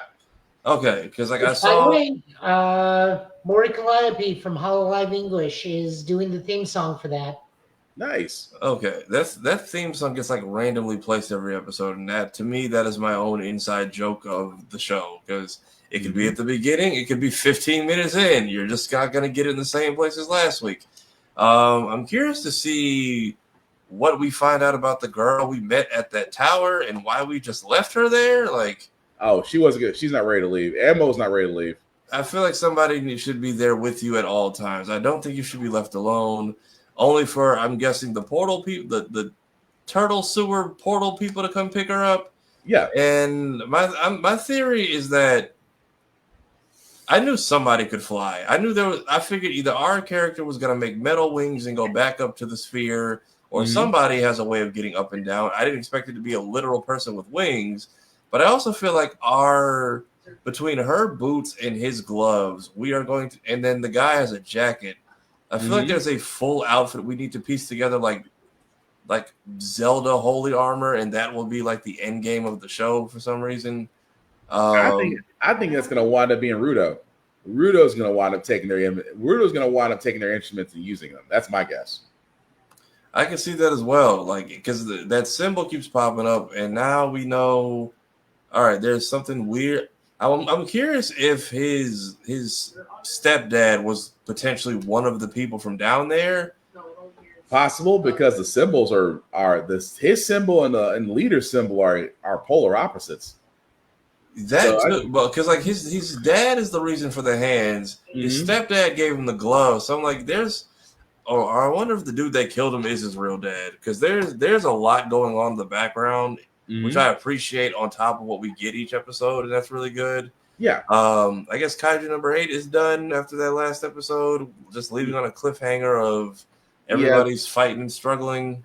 They should be that should be coming back next week, because they'd have a break. They have a mid break, so it should be coming back. Okay, I thought we were done, and I'm like, all right, that's an okay place to end it. One Punch Man, not much happened. It's like kind of just catching up in a lot of HR meetings on both teams. That's basically it. Everybody keeps going. Everybody with bigger houses keeps hanging out inside Tama's apartment for some reason.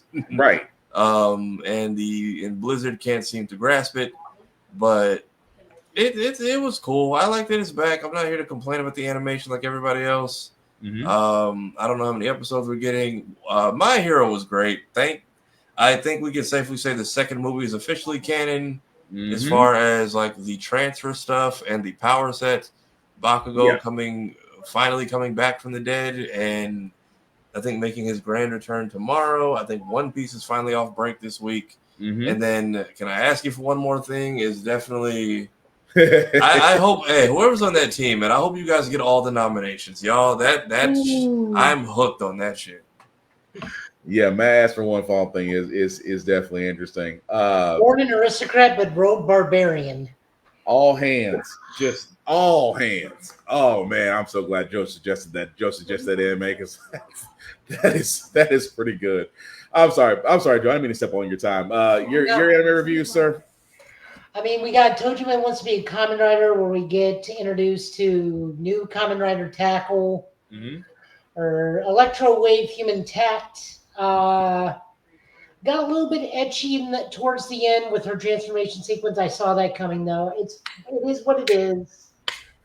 I do like the plot twist at the end where an actual Shocker Grunt shows up. Yeah. I was like, oh, okay then. Right. So I think that either is tonight or tomorrow night, and I do want to see how that plays out.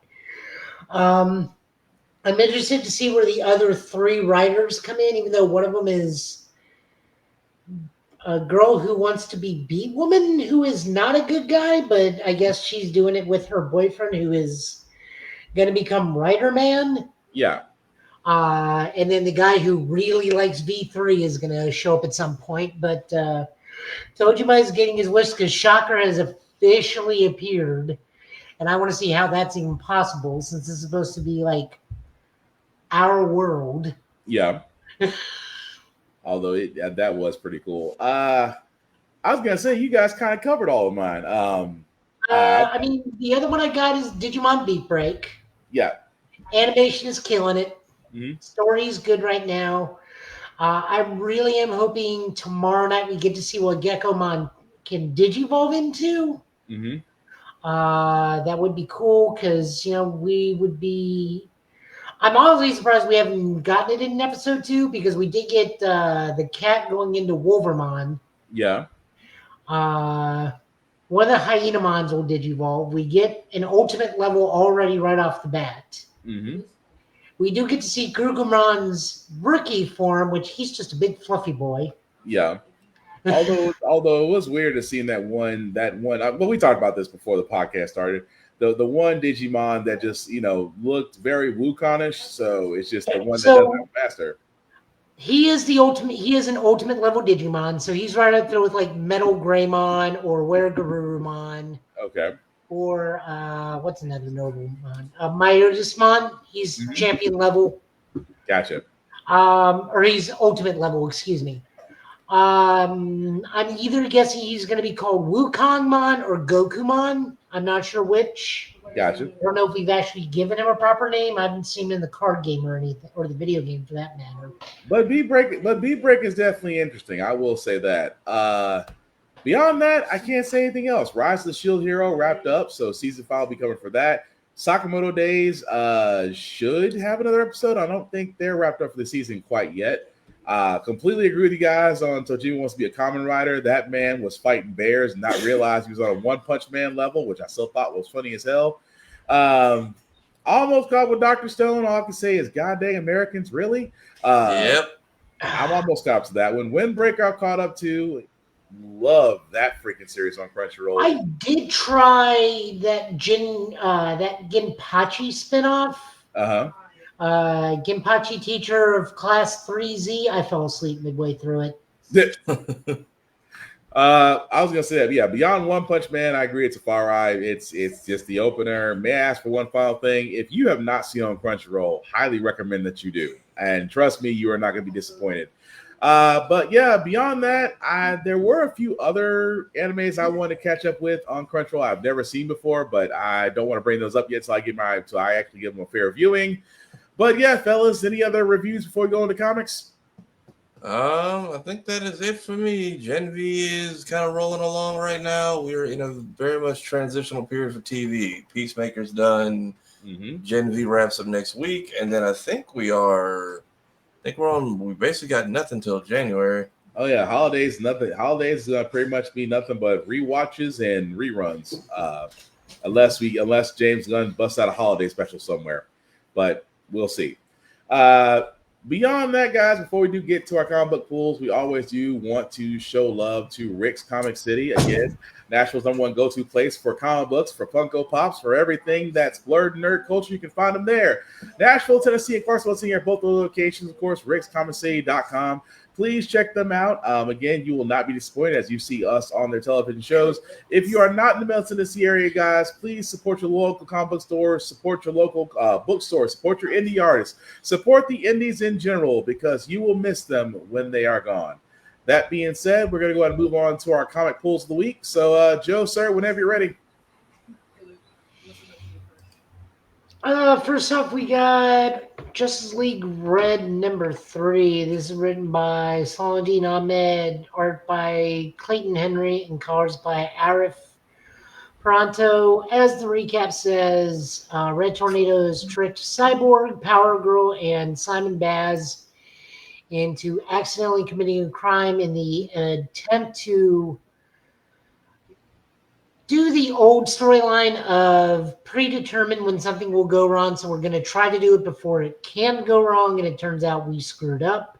We go to the Blood Cult, which is an old cyborg enemy, and we meet Father Blood. Yeah. Trying to kill Red Canary, because Red Canary apparently can channel the red light, which we don't know if that is the same as the Green Lantern. Alan Scott counterpart, the Red Lantern, not like, not the red. I know what you're talking about. Not like an actual Red Lantern, but like the 1940s Red Lantern. Yeah, the negative side of it. Well, at least that's what I call it. And we just go from there. Apparently, Red Tornado is trying to pull his. I don't know what it means to be man or machine anymore for the 800th time, so that's why I'm doing this. And showing Supergirl's dead parents. Maybe not be dead parents. They may be in the Phantom Zone. He may just have the coordinates for they are in the Phantom Zone. Because the way that was rating, I'm like, you reached out to my dead parents. I was like, oh, not the best thing you can do, Red Tornado, to sit there and show that you care. But not a bad issue though. Next up, we're looking at Absolute Flash number 8. This is written by Jeff Lemire, art by Travis Moore, colors by Adriano Lucas. We get an early thing at Jay Garrick in this and Eobard Thawne. We flash forward. We just basically learn Barry Allen's life until he may or may have not be killed by the Speed Force. We don't really know. Right. We do learn that the Flash suit is a exploration suit into whatever world the Speed Force is coming from, and I guess they find the Hall of Doom from the Super Friends. I guess. I thought the That's same what it thing. looked like to me. Yeah, no, you're not the only one. I thought the same thing. Yeah, not bad. Although, yeah, it was one big old preview prologue, but good to know the backstory of this one because again, it does actually answer a lot of questions, but still a good issue. Moving over into Marvel, we're heading back into Age of Revelation with Iron and Frost. This is written by Kevin Scott, pencilers by Riari Coleman, and inkers Riari Coleman and Roberto Poggi, with colors by Yen Nitro. We are in the midst of a giant fight between Revelation and his cloisters and Seraphim. Emma, Rhodey, Iron Man, and I always want to say Starfire. It's Firestar. Firestar, yeah. Are trying to save a little girl and her mom. Mom dies because she's exposed to the X virus. Marrow potentially kills Emma, but Emma can survive without a heart, and has before without a heart when she's in her diamond form. Yeah. So we see the fallout of that. Tony has become entirely a techno armor. I thought he became an android. That's what I kind of like. I don't really know if he's like full techness or he became an android, but Marrow just can't get over the fact that she's never been invited to another Marvel vs. Capcom game outside of 2. Pretty much. But also, that's when we thought Marrow was going to be hot shit, and then everybody dropped her. Mm-hmm. They dropped her so hard she became Spike in X-Men. What's that one you did, Tafari? X-Men Revelation or later, Bama? Evolution. Yes, they dropped Mara so hard she became Spike in X-Men Evolution. Damn. Solid book again. Purely biased on my part because of Emma Frost, but this is also playing out that really good arc of Iron Man where Emma and Tony are just have good chemistry together. Yep, I agree. It was nice. It was a nice book. It's a nice start. So it's not hitting the well dry, but I just want to see where they go with this story since it is with the Age of Revelation. Moving over, we have Rogue Storm for Revelation, written by Murwa Adeole and art by Roland Boschke and colors by Nurja Minon. This one was really weird. I'm glad I'm not the only one. Go ahead. I'm glad I'm not the only one. The gene bomb killed millions, and for whatever reason, Rogue split into 2 rogues, Rogue North Prime and Rogue Red. So they're this Green Rogue and Red Rogue, and Green Rogue has some powers and Red Rogue has some powers. Yeah, it's weird. But Green Rogue is with Remy because I guess she went over to the side of Revelation, but Red Rogue didn't, and Storm is and Red Rogue is in charge of X-Force.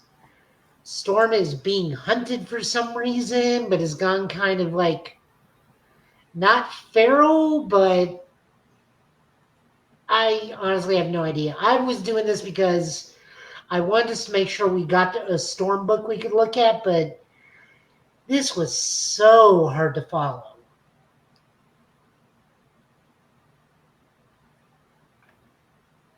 And this is which issue of this?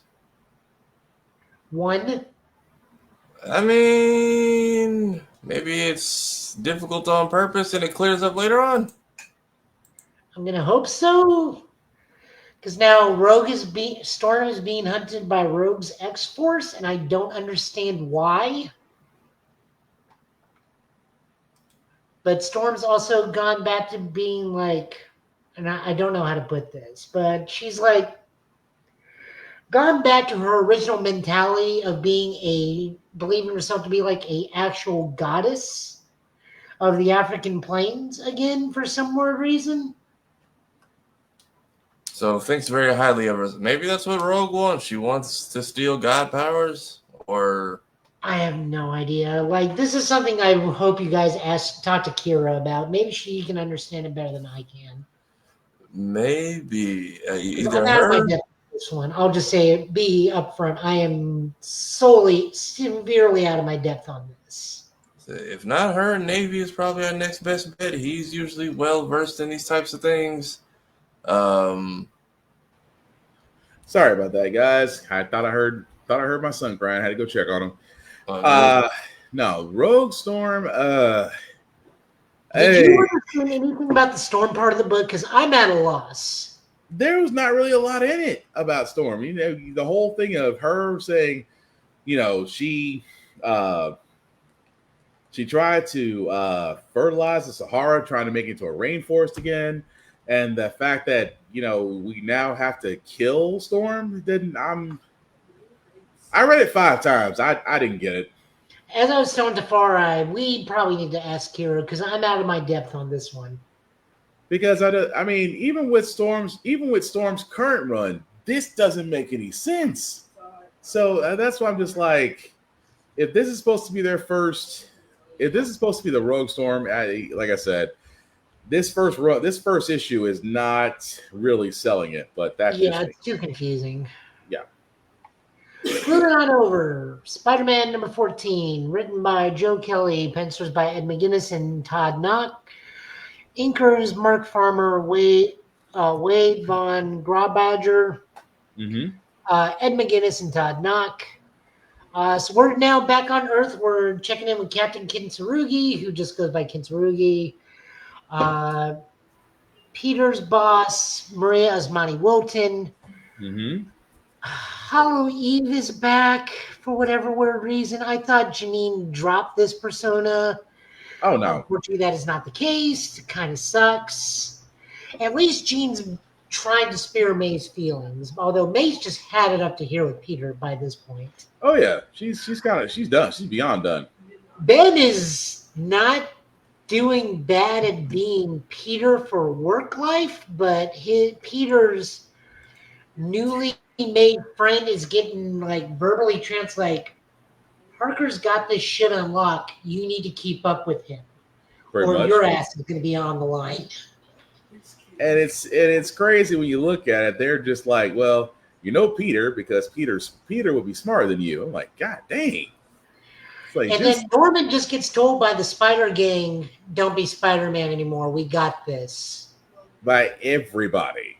And then Ben figures out that Norman's Spider-Man, even though I think he already figured that out. Yeah. But Norman still goes to be Spider-Man to save this lady. This is still a solid, in the grand scheme of things, this is still a solid issue all around. Like, I do like what's going on. Ben is trying to do the best job that he can. And he thinks he's getting closer to finally restoring the memories that got taken from him or something. That if this leads to the restoration of Ben Reilly, I'm all there for it. Oh, yeah. But this is still solid. Oh, yeah, because you know what? It's really slowly kind of redeeming Norman Osborn. It's slowly like he's like I am finally seeing how much it takes to be Spider-Man, and he kind of respects Peter a whole lot more now. But yeah, it was a good issue though. Which makes that fall is going to be extra hard when the moment that man slips. Yeah, which we all know that's coming, but yeah. Oh yeah. And then this Captain Kintsurugi guy, like, why are you here, my dude? Cannon fodder. Are you just like have too much free time? Is that what this is? You just have too much time and access to materials? Cannon fodder. Because we know he's gonna probably meet an unfortunate end. Moving on over to bingo card I did not have. Fantastic Four Gargoyles team up. Yeah, it's interesting. That Written by was Greg Wiseman, art by Enid Balam, colors by Raul Angelo. So, of course, Tony knows Xanatos because they're almost the same person, basically. I mean, pretty much. I was curious. Pete got taken into space to become better, so Pete's running his own crew, basically the Guardians of the Galaxy. That's what's going on with Pete. Yep. Answering Bama's question. For this one, the Gargoyles are fighting El Diablo and the Gargoyle, and the Fantastic Four are helping. But it is I don't know interesting. what continuity I'm supposed to take this. Is this supposed to be the hidden season 3 of Gargoyles that we never got? Kind of. I mean, it's not bad though. Close enough. Welcome back, Gargoyles. Happy 30th. Right. No, this wasn't bad at all. They ultimately have to fight Dragon Man, which is hilarious. That Lexington is just like, oh, he's a robot? Oh, no, I got this. Give me like 2 minutes. Yeah. But it's a nice. I'm not sure if this is a one shot or if this is going to continue, but no, it's going to continue because we remember Xanatos stole whatever was in that chamber. Right. I completely forgot that. My whole question is when did Angela become Broadway's fiance? When did that happen? Good question. I guess they're gonna gloss over that one, but that's a good question. And you are right, Bama. Gargoyles would fit well in the Marvel Universe. They really will. So you got a point there. But I mean, the only problem I have with the whole thing is just Xanatos is just Tony Stark, but with a full goatee. Yep. That is. If anything, that is the place to study. Literally Tony's Venom. That is who Tony can. That is who RDJ probably studied for his role as Doom. Pretty much. Well, speaking of that, good segue. One World Under Doom. Written by Ryan North with art by R.B. Silva and colors by David Crowell. This is the penultimate issue. I thought this was supposed to be the final issue. It's not. We get one more. Pretty much we learned that Thing is worthy to be able to pick up both Stormbreaker and Mjolnir if he wants to, and just mollywops Doom. But this is really, once again, about Doom and Valeria, his niece, daughter of Reed and Sue. And Valeria's like, why are you doing this? Like, you were going about it so well, and then you effed it up. Why are you doing this? And Doom is just being Doom until things get out of hand and Doom realizes at the end of the issue, fuck, the people are the one person I actually care about. I literally think that. Well, let me leave it alone. I can't say it without actually spoiling it. I'm just gonna say that I think. I'm just gonna say, hopefully, that's a life model decoy. If not, I will sit there and say something was planned. If not, I would not care about Reed. I would be running from Sue the moment Sue finds out. Ooh. Yeah, that's not gonna end well. No, but seriously, like, it is probably the one person Doom cares about the most, because he does have a friend in his Alfred Boris. Yeah. Doom does care about Boris. But Valeria, above all others, he would burn one, like, unaffiliated.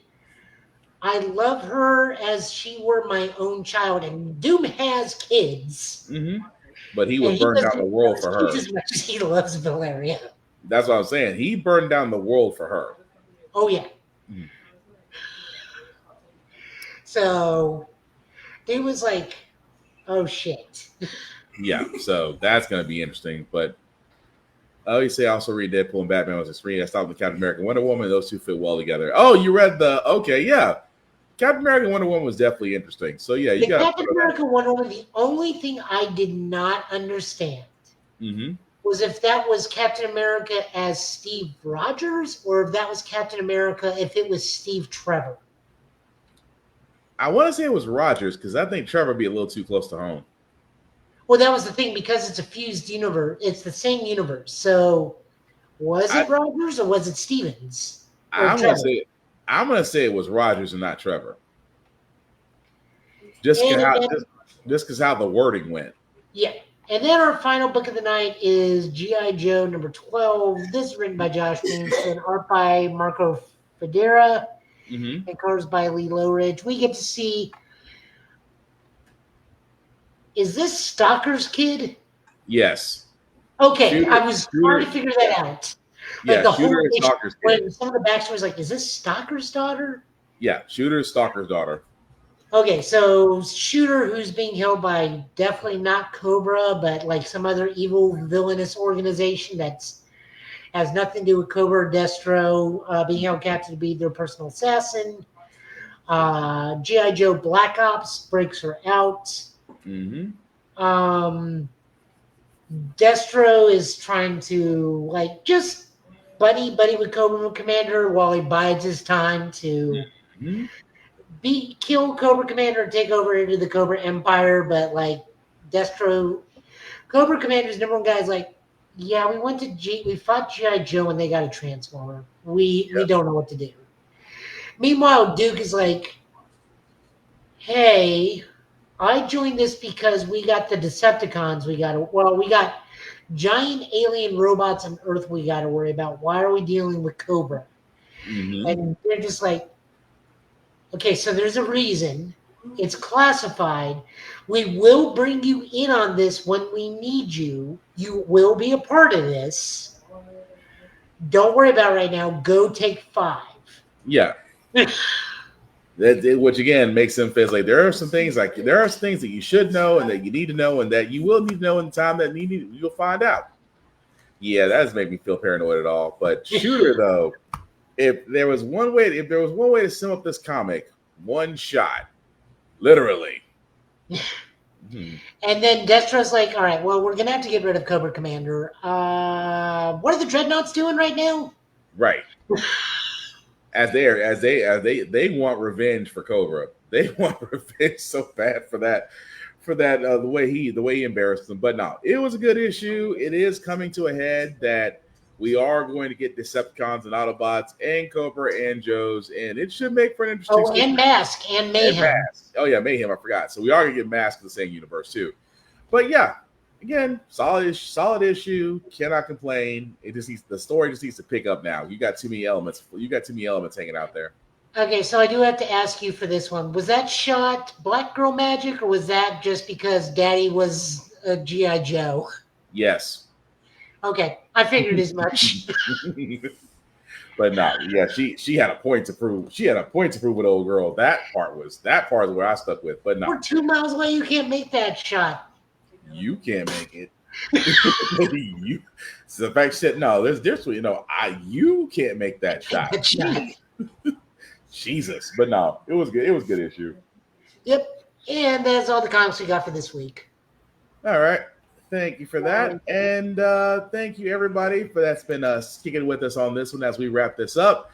But as we get to the end, we do shameless plugging like we always do. I will start with the man, the myth, the legend. I've already scribbled his outro already. Tafari, I want people to know what you're doing. You also forgot guest star at Sonic Fest. I was going to let him do that because that's a personal achievement for him. I was gonna try to steal that thunder and muck it up. But go ahead. I've fully forgotten. It's open over here on the next damn tab. I will be a feature creator at Sonic Expo out here in Dallas in the second weekend of November. Very much it's a smaller little niche con. But cool people, fun stuff. A couple friends will be out here as well. So if you are into the world that is the Blue Blur, come hang out, have fun. There's gonna be a lot of I know the game hall is going to have like a lot of the fan-made games. I know they've had like the 3D remake of Sonic Rush. They had the tournament edition of Sonic Riders. Speed, what am I trying to say? Not speed racing.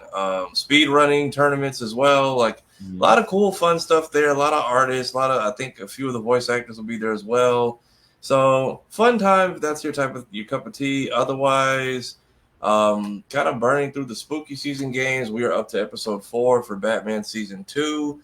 I think I'm going to switch Outlast to Monday and Kingdom Hearts to Friday, just because the audio setup situation. I finished Little Nightmares 1 and 2, and 2, my God, I'm hearing 3 is awful, so I just won't. I'm hearing Reanimal is the real Little Nightmares 2, and I might try that because it's the same dev team that they got rid of. Other than that, Blurred's Eye on Tuesdays and Thursdays. I post on my own channel almost every day. Skits I try to do at least every other week. Gonna maybe do one 2 weeks from now. I'm still burning through shorts and clips from the last one. If you haven't watched it, Call of Duty versus Battlefield. It's a nice little ramble that's getting better every week since now we've apparently killed skill-based matchmaking to try and keep up with the herd.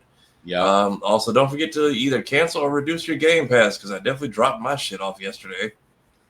Yeah, mine's paid up for the year, so it'll. Okay, I'll say I had Ultimate going monthly. I went right back to that $9.99 price. I was like, I have to wait till the end of the year to switch mine back to $9.99 just because I do play online. But yeah, that's the way it be sometimes. But thank you for that, Tafari. Also, another man that's always busy, and trust me, he is anywhere and everywhere, especially with what's going on. So, Joe, well, people know what you're up to and what you'll be doing, sir.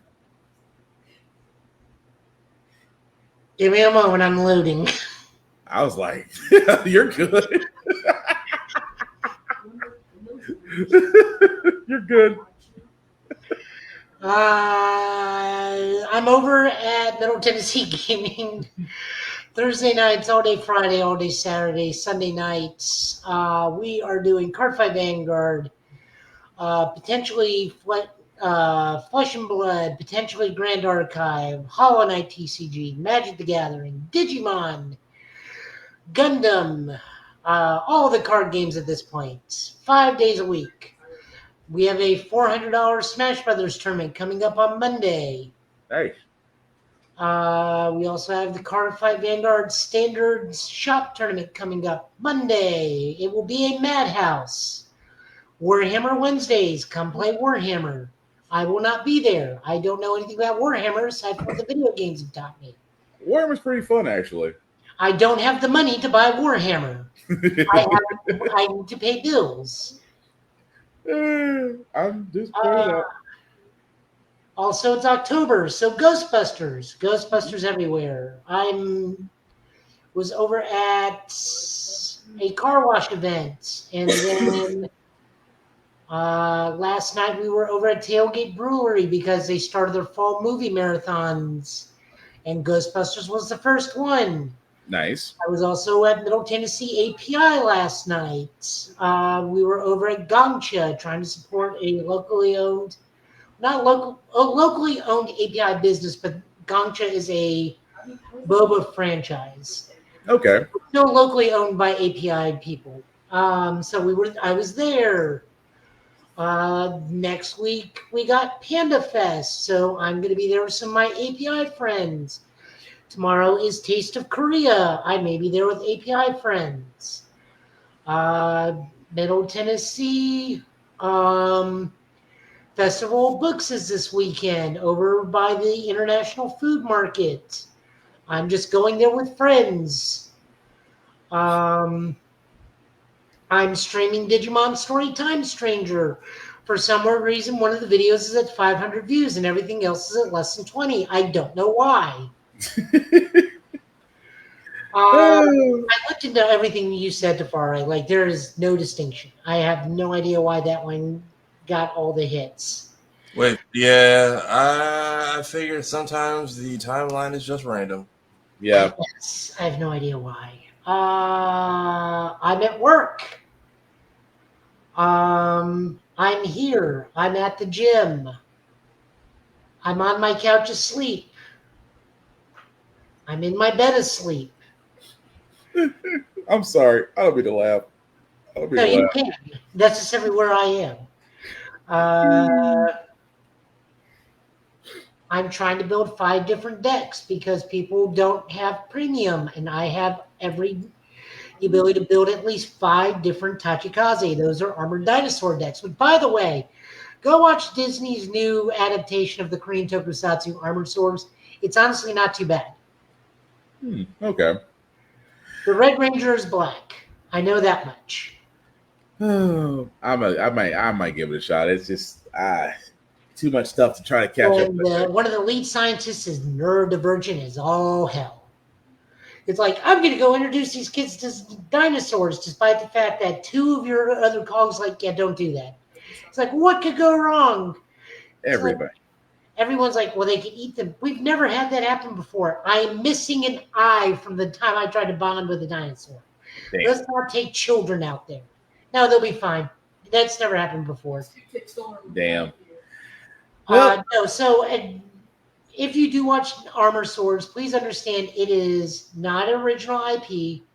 This is an adaptation of a 2-season, 41-episode Korean tokusatsu, also called Armor Swords, but it's called Armored Swords in Korea. So it is not, once again, not an original IP, but I do applaud them. It's kind of like What If Dino Riders meets Power Rangers. Gotcha. Okay. Also, Alien Invasion. Nice. So yeah, so I think that's everything I'm doing to my knowledge at the moment. I'm probably forgetting something, I'm sure. Oh, right. I will be up in Louisville during Halloween because I will be at Games Junction with Middle Tennessee Gaming, demoing games. If you're a Kentucky or a Louisville person, you can come say hi to me there. I will teach you Vanguard or Digimon. Yeah, nice. I think that's everything finally. Oh, you'll come back to you, I'm sure. But before we get to myself, shameless promotions, like we always say we're doing on here. We always, like I said, outside shouting out Race Comic City. We also want to shout out Always Record TV or APR TV if the screen ever shows up. But bear with us for a second because it's going to take a second. So, but APR TV, guys, if you're not familiar with them, a reason why I bring up APR TV is why? Because our show shows on APR TV. There it is. So you can definitely check them out on the Roku channel app or on the Amazon Fire Stick, Amazon Fire TV or Amazon Fire Stick. Some people still got Fire Sticks. But definitely check them out as well as other shows that can be found there. You will not be disappointed. Also, BlurStation.com. Definitely want to bring up Blur Station, especially for tomorrow. We are having our unmuted live panel that'll be available on the Blur Station IG, hosted by our room full of blurs. Kira, Lady Mandalore, will be hosting that panel for voice actors. Again, if you've been paying attention to Blur Station, we have asked for people that want to be voice actors, whether you have experience or not experience, to sign up for it. Definitely check out Blur Station on Instagram, especially tomorrow around 7 p.m. 7 p.m., 8 p.m. Eastern, I believe, is when it will start, but definitely check it out. And again, check out BlurStation.com, an area to where where content for us, made by us to enjoy. Movies, television, anime, you name it, it's there. $10.99 a month to stream on Blur Station, and Blur Station streams on all smart devices. Also, our own YouTube page, the Get Bit Podcast, the GB Podcast. If you type in the GB Podcast, we're the first thing that pops up on YouTube. Yay! Like, share, and subscribe. Hit the notification button so anytime that we ever do go new or apply a short of our reviews, things of that nature, you'll be notified. Again, guys, much like PBS, we cannot do any of this without you. So definitely like, share, and subscribe, and we would certainly appreciate it. Also, my other show, How the Frack We Got Here, can also be found on YouTube as well. Definitely like, share, and subscribe from there. It's not as fun as this one. It's more of just, what's going on in the current world right now, which is basically a flaming version of Idiocracy, the sequel. But definitely check me out there. Like, share, and subscribe. Hit the notification buttons from there as well. Also, our shows can be heard in audio format on Spotify, on Apple, on Google Play, wherever you get your podcasts from. You can definitely download us and subscribe to us from there. As for myself, guys, Black_Spartan615 is my personal IG page. You can like and follow me there. I talk to everybody. Just don't make it weird. I don't want to get into the habit of blocking people. At the same time, guys, I still have some very simple rules, especially for cons and for life. Number one, respect the cosplayer at all times. Cosplay is not consent. Please treat people like human beings. It's not that freaking hard. Number two, wash your ass. Hygiene is important. I know in some cons right now you have Operation Clean where a guy's going through with deodorant and things of that nature. As informative as it is, it really shouldn't happen, guys. I think we can all afford clean clothes, bath soaps, things of that nature. Please do not bathe yourself in Axe body spray, native deodorant, anything of those things of that nature. That's not clean. You're masking the funk. And trust me, the funk always wins.